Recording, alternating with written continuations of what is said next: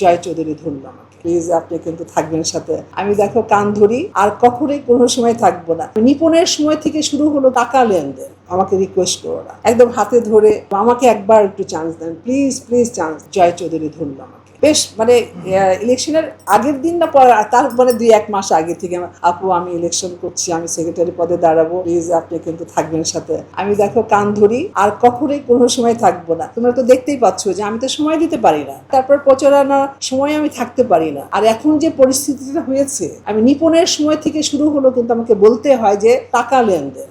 Maximum শিল্পীরা তখন কিন্তু টাকা ছাড়া ভোট দেয় না। আমি বললাম যে ভাই আমার টাকাও নাই, আমি প্রশ্নই ওঠে না, তারপর আমি দেশে থাকবো না, আমি প্রচারণার মধ্যে থাকতে পারবো না, আমি আমি আমি আমাকে রিকোয়েস্ট করো না। ক্লেমন নিয়ে এলো বিরাট কারবার। ইউনিক কোডটি সাবমিট করলে জিততে পারো লক্ষ লক্ষ গিফট।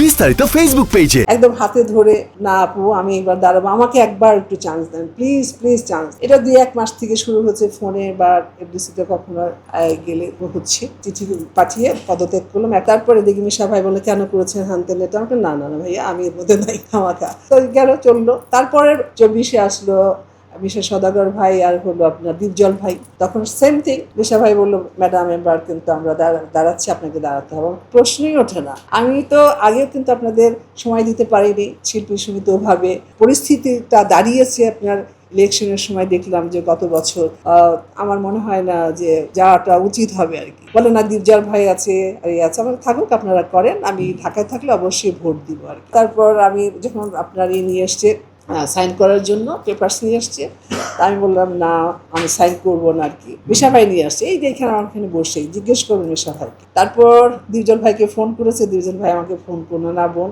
আমি আছি, কোনো অসুবিধা নাই, আমরা থাকবো। আমি বললাম আবার সেম কথাই বললাম যে আমি সময় দিতে পারবো। সে বলছিল না না আপনাকে কোনো সময় দিতে হবে না, আপনি যখন ঢাকায় থাকবেন তখন আসবেন, অসুবিধা। আবার যেতে হলো, আমি বড় পদে চাই না, আমি ছোট পদ। তারপরে ওইসিতেই গেলাম, ওকে চলছে সেম থিং, আমি বাইরে থাকছি এভাবে চললো। এইবার যখন আবার ইলেকশন শুরু হলো,